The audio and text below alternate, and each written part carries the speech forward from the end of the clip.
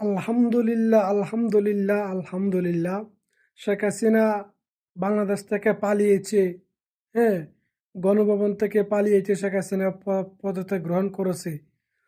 যারা এই আন্দোলন করেছেন সকলের প্রতি রইল আমার লাল সালাম।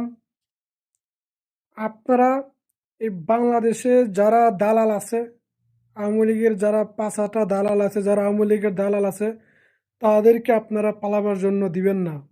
এই বাংলার মাটিতে এদের বিচার হবে। শেখ হাসিনাকে আবার বাংলার মাটিতে এনে বিচার করানো হবে। আমরা প্রবাসীরা লক্ষ লক্ষ প্রবাসীরা আছি। আমরা আবার রেমিটেন্স পাঠাবো। যখন সরকার গঠন হবে এ দেশকে আবার ঠিক করবো। মেট্রো রেল ডাবল করে দেবো আমরা প্রবাসীরা।